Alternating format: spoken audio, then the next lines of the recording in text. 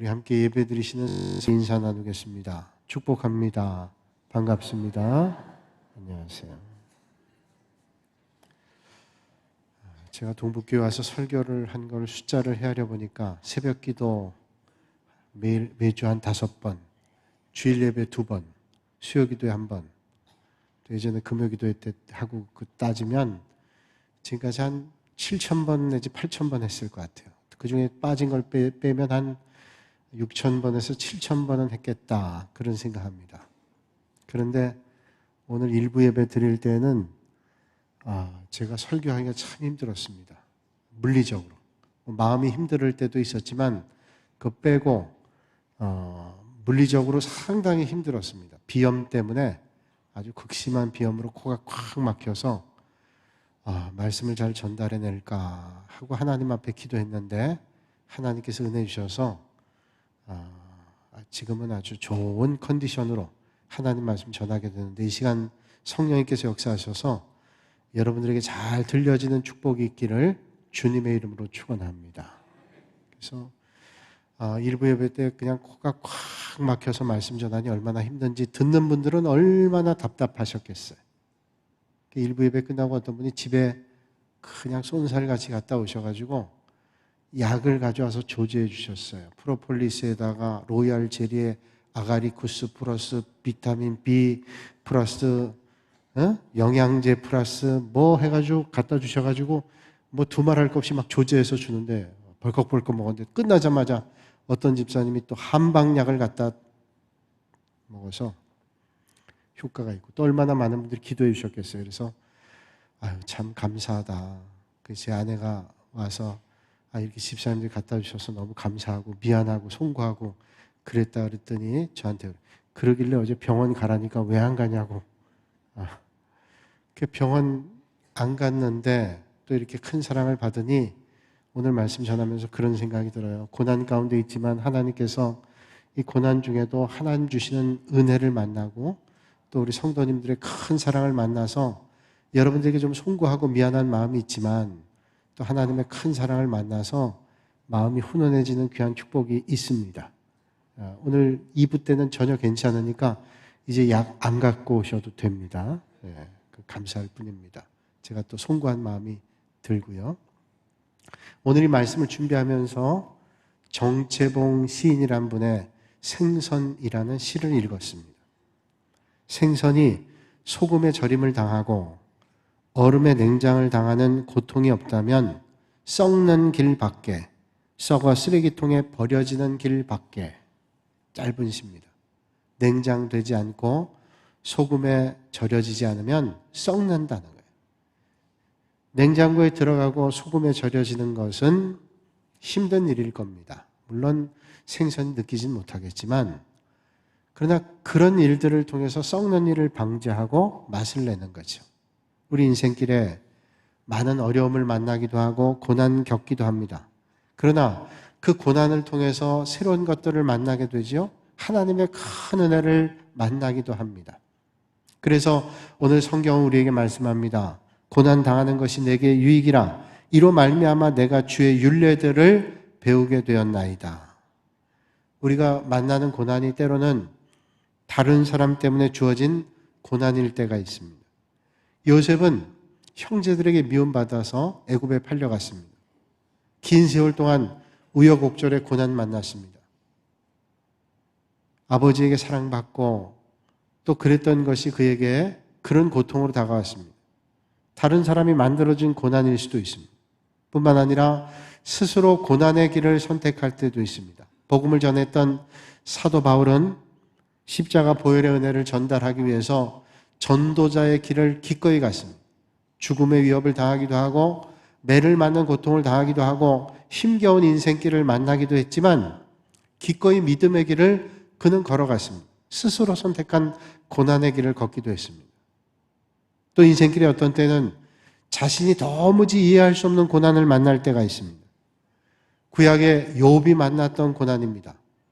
천상에 있었던 일들 우리는 알 수 없지만 마귀가 하나님 앞에 나와 욥에 대한 말을 하죠. 욥이 얼마나 많은 복을 받았어요. 그러니까 하나님을 잘 믿는 거 아닙니까? 그리고 욥을 시험합니다. 그가 가지고 있던 재산 큰 부자였는데 하루아침에 모든 걸 잃어버립니다. 물질 잃어버릴 수 있죠. 그런데 자식 10명이 지붕이 무너져 한꺼번에 다 죽습니다. 얼마나 큰 고통이겠어요. 그럼에도 욥은 마음의 변함이 없었습니다. 그랬더니 마귀가 시험합니다. 육신의 질병을 겪어보지 않았기 때문입니다. 육신의 고통을 줘보십시오. 금방 주님을 부인할 겁니다. 욥에게 고통스러운 질병을 주셨습니다. 그 질병 때문에, 가정의 어려움 때문에, 삶의 곤고함 때문에 괴로워하는 욥을 보면서 가장 가까이 있었던 아내마저도 하나님을 저주하고 차라리 죽어버리라고 비난하고 떠납니다. 그러나 욥은 주님을 비난하지 않죠. 그 고통의 순간에 하나님을 더 바라봤습니다. 욥기서의 말씀을 쭉 보면 그 고난의 현장에 얼마나 많은 갈등과 고민이 있었는지 몰라요. 그러나 그의 믿음은 한 가지였습니다. 그 고난의 순간 절규하며 하나님 앞에 나갔다는 거예요. 때로는 우리 인생길에 내 잘못 때문에 오는 고난도 있지만 다른 사람 때문에 또는 스스로 원하는 고난의 길을, 때로는 알 수 없는 고난의 일들을 만나기도 합니다. 그게 인생이라는 거예요. 인생에는 크던 작던 우리에게 고난이 있습니다. 산을 하나 넘었는데 또 다른 산이 우리에게 다가올 때도 있습니다. 그리스의 한 왕이 역사학자들을 불러서 이런 명령을 했습니다. 세계의 많은 역사들을 축약해서 한 권의 책으로 만들어 와라. 역사가들은 고민하면서 한 권의 책으로 세상의 역사를 담아왔습니다. 그 책을 다 읽었던 왕이 다시 한번 명령합니다. 이 한 권의 책, 세계의 역사를 한마디의 문장으로 축약해와라. 아니, 방대한 세계의 역사를 한 권의 책으로도 만들기 어려운데 그걸 한 문장으로? 불가능한 일이죠. 그러나 왕의 명령이니 저들이 고민하고 고민하면서 한 문장으로 만들어 왔습니다. 왕은 그 세계의 역사를 한 문장으로 된 것을 읽습니다. 인류의 역사는 고난의 역사다. 인류의 역사는 고난의 역사. 우리 인생길도 그렇잖아요. 기쁜 일, 즐거운 일도 많지만 힘겹고 어려운 일들이 많습니다. 위대한 신학자이고 철학자였던 키에르케고르는 그래서 말하기를 나는 고통한다. 그러므로 나는 존재한다. 라고 말했습니다. 고통이 있기 때문에 나는 존재한다는 거예요. 그렇죠? 이 땅에 있는 인생들은 다 고통과 고난과 괴로움을 안고 삽니다. 생명이 있는 인생은 다 고난이 있습니다. 누구나 어려움이 있습니다. 뿐만 아니라 하나님을 믿는 사람, 불신자들, 안 믿는 사람뿐 아니라 예수 믿는 사람도 고난을 만나기도 합니다. 그래서 어떤 사람들은 그 어려움을 겪으면서 곤고함을 겪어요. 내가 예수 믿는데 왜 이런 어려움을 겪지? 라고 하는 질문이 믿음의 혼란을 가져올 때가 있습니다. 그런데 성경 어딜 봐도 믿지 않는 사람뿐 아니라 믿음의 사람들도 힘겨운 어려움을 만날 때도 있습니다. 때로는 험난한 가시밭길을 건널 때도 있고 어두운 칠흑 같은 어둠의 길을 건널 때도 있습니다. 그러니까 좀 더 정확히 말한다면, 그리고 정직하게 말한다면 고난당하며 살아가는 것이 우리 인생입니다. 예수 믿든지 예수 믿지 않든지 이 인생길에 고난이 있다라고 하는 것입니다. 그렇다면 우리는 고난을 없이 할 수 없을까요? 적어도 우리가 예수 믿는데 예수 믿는 사람들에게 하나님은 고난이라고 하는 것을 없이 해주면 안 될까요? 아니, 하나님이 우리를 사랑하신다고 하면서 하나님이 우리를 사랑하셔서 독생자 예수 그리스도까지 주셨다고 말씀하시는데 그 전능하신 하나님께서 우리에게 고난을 없이 할 수는 없는 것일까요? 생물학자인 찰스 코우만이라고 하는 박사가 있습니다. 여류학자입니다. 이분은 1년 동안 번데기에서 나방이 만들어지는 것을 관찰했습니다.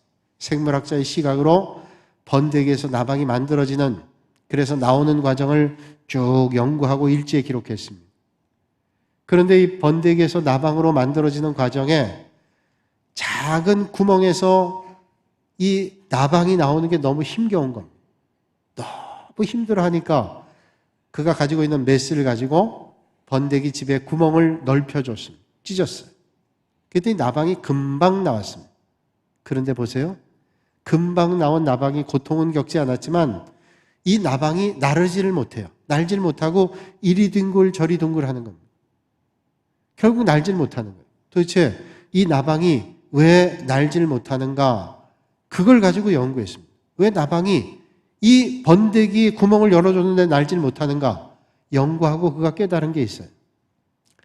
이 번데기들이 나방이 되어질 때는 출산하면서 이게 나방으로 만들어지면서 온 기능들의 말초신경까지 힘을 집중하는 거예요. 그래서 이 구멍을 뛰어나오는 겁니다. 그런데 이 번데기 구멍을 넓혀주니까 그런 노력이 필요 없습니다. 그냥 나오면 되는 거예요. 그런데 그때 말초신경까지 힘이 들어가야 되는 곳에 힘이 들어가지 않아요. 그러니까 번데기가 나방이 돼서도 날 수 있는 능력을 얻지 못하게 돼요. 그렇다면 고통이 없는 것은 축복이 아닐 수도 있다라는 거예요. 우리는 고통이 없으면 좋겠다고 생각하는데 고통이라는 게 때로는 필요하다는 것을 우리에게 말해주는 거 아닐까요? 여러분들 가운데는 이런 말을 들어보셨는지 모르겠어요. 고통이 없는 지옥이다. 고통이 없는 지옥이라고요? 지옥은 고통이 있잖아요. 불가마에서 기름이 끓고 있는데 들어가서 고통을 당해도 죽지 않는다. 어릴 때 우리가 다 들은 얘기입니다. 지옥엔 불가마가 있다. 그래도 죽지 않는다. 얼마나 고통스러운 일. 죽음으로 끝난다면 고통은 끝나겠죠. 그런데 우리 알고 있는 지옥은 불가마가 끓고 그리고 죽음도 없는 고통, 계속되는 고통. 그런데 고통이 없는 지옥? 우리가 알고 있는 지옥은 그게 아닌데 고통이 없는 지옥이란 말이 과연 성립이 될까요? 여러분, 고통이 없는 지옥이 뭘까요? 고통이 없으면 천국이지. 세상에 고통이 있기 때문에 힘들고 눈물이 나고 괴로운 거 아니에요? 그런데 고통이 없는 게 지옥입니까? 고통이 없으면 천국이지. 의학자인 폴 브렌트 박사는 평생 동안 나병 환자들, 예전 말한 문둥병 환자들, 요즘 얘기하면 한센시병 환자들을 돌본 사람. 나병은 몸이 썩어서 떨어져 모든 것들이 손상이 가는데 고통을 느끼지를 못해요. 그래서 결국 썩어 죽는 거 아니에요? 나병은? 평생 동안 연구했습니다. 고통을 느끼는 신경이 완전히 마비된 게 나병입니다. 그게 얼마나 비참한지 그는 눈으로 목격한 사람. 고통신경이 마비된 것은 나병만이 아닙니다. 당뇨병을 심하게 앓게 되면 말초신경들의 기능이 떨어지게 되고 썩어지는 것도 느끼지 못한다 그러죠. 그래서 늘 발이라든지 손끝을 잘 신경 원활하게 피가 돌아가는지를 확인해 봐야 된다 그러죠. 뿐만 아니라 알코올 중독자들도 마찬가지입니다. 신경이 마비돼요. 마약도 마찬가지. 너무 고통스러울 때 몰핀 같은 마약 투약하면 전쟁터에서 그 고통을 조금 이겨낼 수 있다 그러죠. 대학 다닐 때 서울에 황학동이라고 있습니다.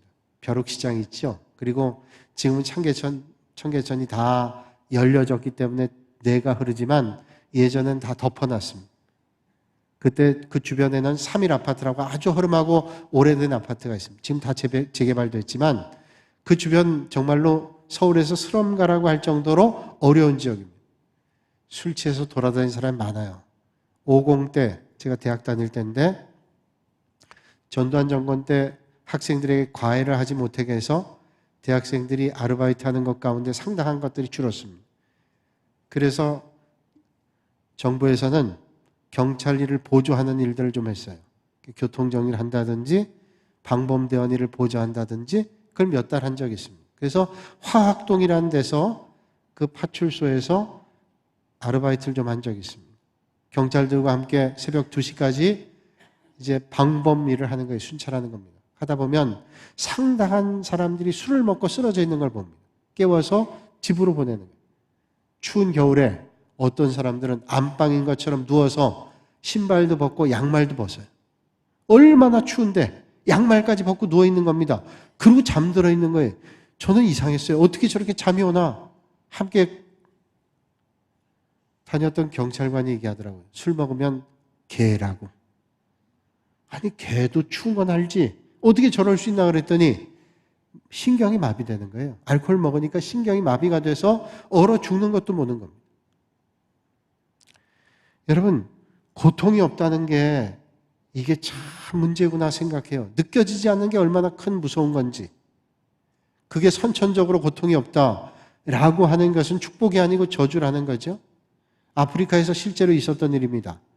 날 때부터 고통 신경이 마비된 아이가 있었는데 이 아이가 2살 때 이빨이 한 4-5개가 났습니다.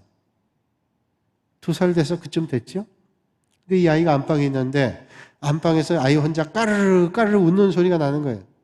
그 엄마가 이 아이가 안방에서 무슨 좋은 일이 있어서 이렇게 까르르거리나 그리고 방에 들어갔다 깜짝 놀랐습니다. 이 아이가 이빨이 4-5개 났는데 그 이빨 가지고 자기 손가락을 물어 뜯는 거예요. 피가 나오는데 고통이 없어요. 물어 뜯으면서 거기서 피가 나오니까 잉크인 줄 알고 방바닥에다 그림을 그리고 있는 거예요. 뜯어서 피를 내고 그리는 거예요. 지옥이 따로 있어요? 자기 피를 쏟아내면서 그림을 그리며 까르르 웃는 거 지옥 아니에요. 그렇다면 브렌트 박사 나병을 연구했던 사람의 말은 사실이죠. 고통이라고 하는 것은 축복일 수도 있다라는 거예요. 그럼에도 불구하고 우리는 고난과 고통 당하기를 원하지 않습니다. 그러나 믿음의 사람들은 적어도 고통과 고난의 순간 볼 수 있는 게 있어야 돼요. 공중에 나는 새도 하나도 그냥 떨어지는 게 없다 그러잖아요. 하나님의 뜻 아니고는 떨어지는 게 없다라고 하면 만물의 영장이요 하나님의 형상으로 만들어진 인간이 그 모든 삶의 여정을 하나님께서 눈동자같이 돌보시지 않으시겠냐 하는 것. 그래서 믿음의 성도들은 적어도 고통에는 뜻이 있다라고 말씀을 하고 오늘 성경에 말씀하시기를 고난이 유익이라고 우리에게 말씀해 주시는 것이죠. 우리의 삶에 하나도 주님의 허락이 없이는 이루어지는 게 없다는 거예요. 일산에서 목회하고 계시는 선배 목사님이 있는데 그분이 그런 말을 했습니다. 한 번은 기도원의 부흥 집회가 있어서 강사로 초대받아 말씀을 전하게 됐습니다. 감기 기운이 있었지만 열심을 다해서 하나님 말씀 전했습니다. 그리고 본인도 은혜 받고 교인들도 은혜를 받았어요. 그리고 그 기도원에서 준비해 준 방에 들어가는데 그 기도원과 조금 떨어져 있는 숙소였어요. 그 밤길을 혼자 걸어가면서 이제 그 은혜를 계속 되새기고 있었는데 방에 갔는데 불이 꺼져 있는 겁니다. 적어도 강사 목사님이 들어가면 불이라도 켜놔야 되잖아요. 아무도 인도하는 사람도 없고 불도 안 켜 있어요. 그냥 키만 하나 가지고 간 겁니다. 참 준비가 안 돼 있다. 그런 좀 섭섭한 마음이 들었어요. 그런데 방에 들어갔는데 캄캄하니까 손을 더듬거려서 스위치를 켰어요. 근데 방이 냉골입니다. 그 불을 켜는 순간 갑자기 뭔가 나타나서 자기 손을 콱 쏘는 거예요. 말벌이 있다가 자기 손을 쐈어요. 얼마나 고통스러운지 여러분 벌에 쏘여본 사람이 알지만 이 벌에 한번 쏘이면 마치 나사 드라이버로 손을 찔러대는 거하고 똑같습니다. 얼마나 고통스러운지 몰라요. 섭섭한 마음 드는 거예요. 내가 하나님 말씀 전하러 왔는데 이렇게 강사에 대한 대접이 형편없는가, 준비가 왜 이런가 이런 마음이 드러나요. 아이고 시험이 온다 생각하고 그렇게 생각하지 말아야지. 그리고 기도해야 돼. 하나님 내가 혹여라도 이런 마음 갖지 않도록 섭섭한 마음 갖지 않도록 하나님을 더 사모할 수 있도록 기도를 해야 돼요. 하나님께서 2가지 깨달음 주시대요. 하나는 그 방이 난방도 안 돼 있는 게 불을 켰는데 새까맣고 추운 겨울에 근데 그 벌에 한번 쏘이는 거 여러분 아시죠? 제가 옛날에 한의원에 갔더니 벌침을 한 10방 놓더라고요. 그 10방 맞고 제가 몸살이 났습니다. 그런데 몸살 나고 이틀째 깨끗이 났어요. 이야, 벌침이 대단하구나 생각했어요. 하나님이 그런 깨달음을 주시래요. 벌침이 그게 돈 주고도 맞는 건데 이게 항생제 2000배 되는 거 넌 아느냐? 네가 지금 감기 기운이 있는데 이 냉방에서 자다 보면 너 내일 집회할 수도 없는데 하나님께서 벌침을 준비했다는 깨달음이 들더래요. 그래서 감사가 되더랍니다. 그리고 그 추운 겨울에 냉방인데 뭐 가서 냉방이라고 얘기하기도 뭐 하잖아요. 그런데 냉방에서 살 때 얼마나 춥겠어요. 그 한번 맞아 놓으니까 열이 나가지고 자는데 지장이 없더래요. 그 고난이 그에게는 은혜의 시간 됐고 그걸 간증할 수 있는 축복의 시간 됐어요. 창세기 50장 19절 이하의 말씀 보면 형들의 미움받아서 요셉이 애굽에 팔려갔습니다. 우여곡절 10여 년 세월을 그는 풍상과 어려움 가운데 삶을 지냈습니다. 그러다가 결국은 형제들을 만나게 되죠. 형제들 만날 때 요셉의 말을 기억해 보세요. 두려워 마소서, 내가 하나님을 대신하리까 당신들을 나를 해하려 하였으나 하나님은 그것을 선으로 바꾸사 오늘과 같이 만민의 생명을 구원하시려 하셨나니 당신들은 두려워 마소서. 두려워 마세요. 당신은 나를 그렇게 했지만 하나님께서는 그 일을 통해서 하나님의 일들을 했잖아요. 그러니 두려워하지 마십시오. 이 모든 일들이 하나님이 하신 일입니다. 여러분, 요셉은 고난을 겪을 때 힘겨웠을 겁니다. 억울하기도 했을 겁니다. 분하기도 했고 낙심도 됐을 거예요. 그러나 하나님의 뜻을 더 먼저 생각하고 하나님의 역사를 기대했습니다. 여러분, 오늘 이 아침에 여러분이 어떤 일을 만났는지 몰라요. 도무지 이해할 수 없는, 또 어떤 분 때문에, 어떤 납득할 수 없는 일 때문에 어려움을 겪고 있는 분이 계실는지 모릅니다. 그러나 이 아침에 하나님의 뜻을 먼저 생각하실 수 있는 은혜가 여러분들에게 있어지실 수 있기를 바랍니다. 그렇다면 왜 하나님께서는 고통의 통로를 통해서 우리에게 역사하기를 원하실까요? 아니, 전능하신 하나님이라면 고통 없이, 괴로움 없이, 권고함 없이, 아픔 없이 얼마든지 우리에게 선한 길로 인도하실 수 있는 분이 하나님이시잖아요. 근데 왜 하나님은 고난과 고통의 길을 예비하셨을까요? 오늘 말씀 보니까 67절에 이렇게 말씀해요. 고난 당하기 전에는 내가 그릇 행하였더니 이제는 주의 말씀을 지키나이다. 자, 고난 전에 어땠대요? 고난 전에는 하나님의 뜻대로 행하지 않았어요. 그릇 행했습니다. 잘못된 길 갔어요. 그런데 이제는 그 고난을 겪으면서 하나님의 뜻을 분별하고 하나님의 말씀 앞으로 왔다는 거예요. 자식들이 잘못하는데 자식을 사랑한다고 내버려 두는 건 정말로 사랑이 아니죠. 정말로 형편없는 짓 하고 다니는데도 자식을 사랑하니까 매를 들지 않는다는 건 성경이 말씀하기를 그건 애비도 아니고 자식도 아니라고 말씀하죠. 그러니까 매를 듭니다. 사랑하기 때문에 남에게 욕먹지 않고 올바른 길 가기 위해서 매를 들어요. 아버지도 어머니도 자식을 사랑하기 때문에 때로는 매를 드는데 전능하신 하나님께서 우리를 누구보다 사랑하신 하나님께서 잘못된 길 가는데 내버려 두시겠어요? 그래서 오늘 시편의 기자 고백하잖아요. 내가 전엔 그릇된 길로 행하였는데 이제는 주님의 뜻을 내가 알게 됐다. 하나님의 말씀을 지키게 됐다. 고백하고 있잖아요. 그래서 고난이라고 하는 것을 통하지 않고는 깨달을 수 없는 것들을 깨닫게 하시는 뿐만 아니라 이 고난을 통해서 우리 인격과 믿음이 성숙되게 됩니다. 고난은 우리를 겸손하게 만들어요. 여러분, 세상에 고난 겪지 않고 어려움 겪지 않고 모든 일들을 이뤄냈다고 보세요. 겸손할 수 없어요. 왜? 올라가기만 했거든요. 겸손이 어디서 옵니까? 넘어지기도 하고 쓰러지기도 하고 좌절하기도 하면서 하나님의 은혜 없이는 안 된다는 사실을 발견하게 돼서 이 고난이 성숙한 인격을 만들어내는 거죠. 성숙한 믿음을 만들어내고 하나님 앞에 엎드리는 인생으로 만들어주시는.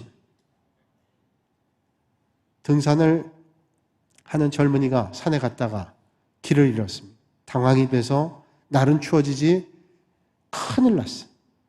헤매다가 멀리 불빛을 발견합니다. 그 불빛을 향해서 갔습니다. 점점 불빛이 다가옵니다. 보니까 작은 오두막집이 있는 거예요. 두드리니 노인 한 분이 나옵니다. 반갑게 맞아줍니다. 큰일 날 뻔했노라고 들어가서 음식을 대접받습니다. 추운 겨울에 오두막집에서 따뜻한 이불을 뒤집고 그리고 음식을 대접받습니다. 노인분이 얘기해요. 젊은이, 어쩌다 길을 잃었나 하면서 얘기하는 거예요. 사람들이 길을 잃으면 다 밑으로 내려가려고 그러는데 그럼 큰일 난다. 생각했어요. 아니, 길을 잃으면 빨리 밑으로 내려가야 민간을 만나지 않아요? 그게 무슨 말씀입니까? 얘기했더니 지혜로운 노인이 얘기합니다. 산에서 길을 잃으면 내려가는 게 능사가 아니라 올라가야 되네. 올라가야 돼. 왜요? 밑으로 내려가면 민가가 있는 것 같지만 없는 지역도 있고 그러면 동사하기가 십상이야. 높은 곳에 올라가면 높은 곳에서 길이 보이고 마을이 보여. 올라가야 길을 찾아갈 수 있는 거야. 사람들은 다른 곳으로 가요. 깊이 깨달았어요. 우린 영적으로 생각해 봅니다. 우리 인생의 고난과 어려움 만날 때 우린 자꾸만 세상을 향해 가기도 하고 사람을 찾아가기도 하고 그 문제를 가지고 떠들어대기도 해요. 내가 이런 억울한 일을 당했노라고, 힘든 일을 당했노라고, 고통스럽노라고 얘기해요. 거기 길이 없어요. 어디로 가야 돼요? 하나님. 위로 가야 돼요. 하나님 앞에 가요. 전능하신 하나님께서 모든 것을 알고 계시고 인도하시는데 하나님께 가야 되지 않아요? 여러분, 그렇습니다. 위대한 믿음의 사람들은 역경 가운데 하나님을 바라보고 하나님의 인도하심을 의지하고 고난을 통해서 성숙해지고 믿음이 깊어졌어요. 성경에 등장한 믿음의 사람 가운데 어려움과 고난을 겪지 않은 사람이 있나요? 믿음의 선배들 가운데 어려움과 고난 겪지 않은 사람은 한 사람도 없습니다. 하나님은 고난이란 풀무불을 통해서 성장하게 하고 하나님의 그릇으로 만들어주세요. 오늘도 똑같습니다. 그래서 우리는 올바른 기도는 하나님, 내가 고난 겪지 않게 해주세요 라고 하는 것은 올바르지 않습니다. 하나님, 내가 고난을 이길 수 있는 믿음과 능력을 주님 허락해 주세요. 그 순간 하나님을 의지할 수 있게 해주세요. 그럴 때 여러분, 하나님의 은혜가 저와 여러분들에게 넘치게 될 줄로 믿습니다. 카피라이터, 광고에 글을 쓰는 사람을 카피라이터라 그러죠. 카피라이터 가운데 정철이라는 분이 있는데 이분이 쓴 책 가운데 내 머리 사용법이라는 책이 있습니다. 내 머리 사용법에 이런 말을 썼어요. 경력을 거꾸로 읽어보세요. 그냥 얻어지는 경력은 없습니다. 경력을 한번 읽어보라는 거예요, 거꾸로. 근데 이 경력은 이런 그냥 거꾸로 그냥 얻어진 게 없단 말. 거꾸로 읽으면 뭐예요? 역경입니다. 경력은 역경을 통해서 이루어진다. 고난을 통해서 경력이 생긴다는 거예요. 그렇습니다. 역경 없는 고난이 없어요. 정호승 시인이 쓴 시 가운데 내 등에 짐이라고 하는 시가 있습니다. 내 등에 짐이 없었다면 나는 세상을 바로 살지 못했을 겁니다. 내 등의 짐 때문에 늘 조심하면서 바르고 성실하게 살아왔습니다. 이제 보니 내 등의 짐은 나를 바르게 살도록 한 귀한 선물이었습니다. 내 등에 짐이 없었다면 나는 사랑을 몰랐을 것입니다. 내 등에 있는 짐의 무게로 남의 고통을 느꼈고 이를 통해 사랑과 용서도 알았습니다. 이제 보니 내 등의 짐은 나에게 사랑을 가르쳐준 귀한 선물이었습니다.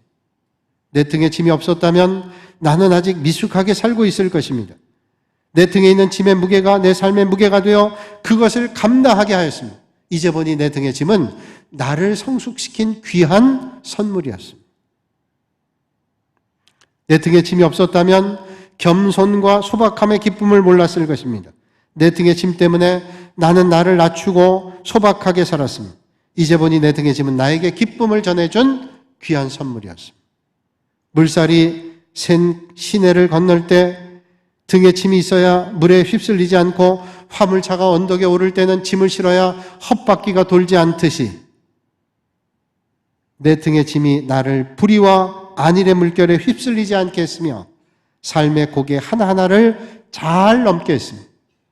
내 나라의 짐, 가족의 짐, 직장의 짐, 이웃과의 짐, 가난한 짐, 몸이 아픈 짐, 슬픈 이별의 짐들이 내 삶을 감당하는 힘이 되어 오늘도 최선을 다하는 삶을 살게 하였습니다. 오늘 믿음의 길 걸을 때 어떤 때는 주님께서 우리에게 짐을 주실 거예요. 그 짐을 우리가 지고 가는 거예요. 주기철 목사님 순교할 때 평양신학교의 교장이었던 목사님께서 장례식 때 이런 말씀했어요. 주기철 목사님 순교하셨는데 아무나 순교하는 거 아닙니다. 나도 순교하고 싶었는데 저에겐 순교의 은혜를 주시지 않았어요. 주기철 목사님 순교의 잔을 받으셨어요. 그 주기철 목사님이 그런 말 있죠. 처음에는 내가 십자가를 지고 가는 줄 알았는데 나중에 보니까 십자가가 나를 지고 가더라. 여러분, 오늘 믿음의 길 걸으면서 혹시 주님이 져야 되는 십자가를 여러분들에게 주신 적이 있습니까? 왜 주님 나에게 십자가를 주세요?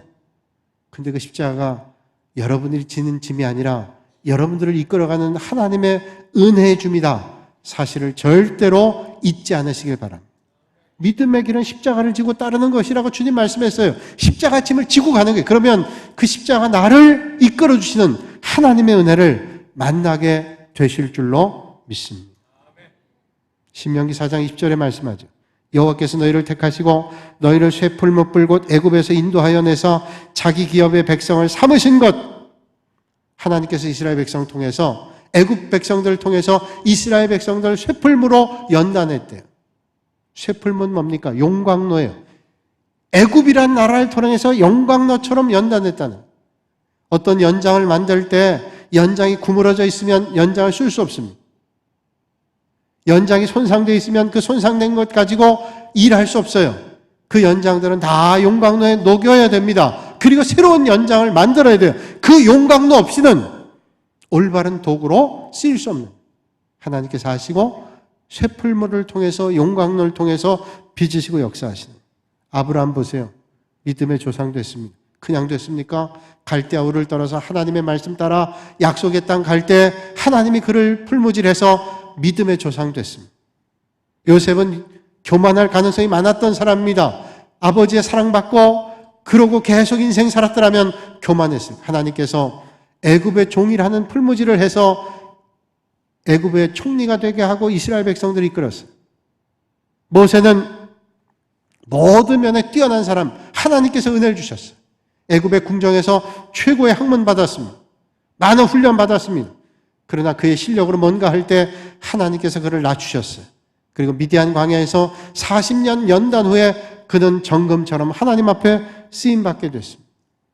고난 가운데 연단되지 않은 믿음은 연약한 믿음입니다. 그러나 고난 가운데 풀무질을 통해 하나님께서 쓰시는 믿음의 사람으로 여러분들이 빚어지게 될 줄로 믿습니다. 그래서 주님 말씀하죠. 고난당하는 것이 내게 유익이라. 이로 말미암아 내가 주의 율례들을 배우게 되었나이다.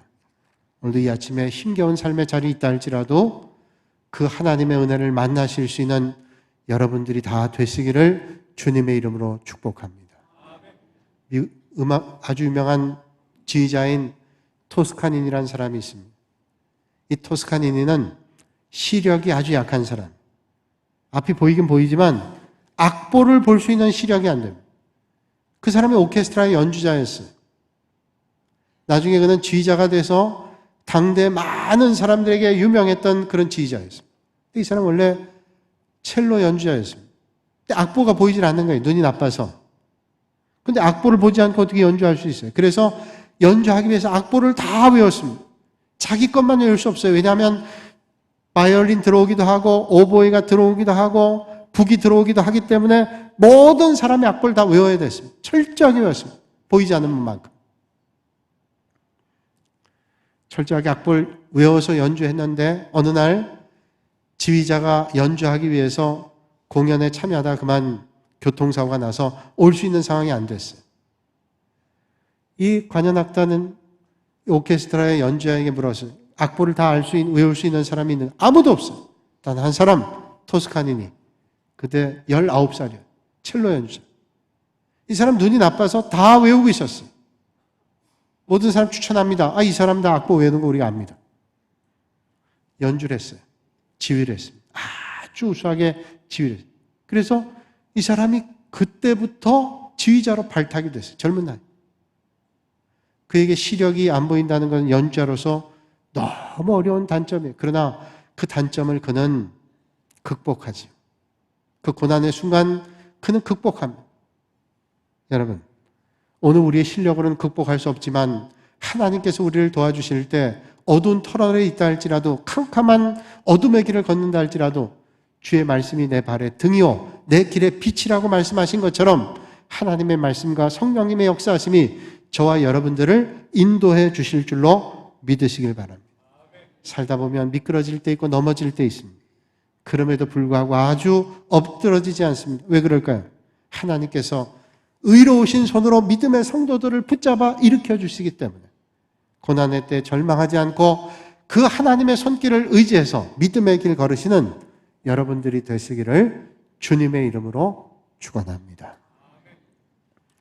거룩하신 아버지 하나님, 지난 한 주간 동안도 하나님 저희를 인도하여 주시고 때로는 인생길 곤고할 때마다 저희를 일으켜 주시고 붙잡아 주심 감사합니다.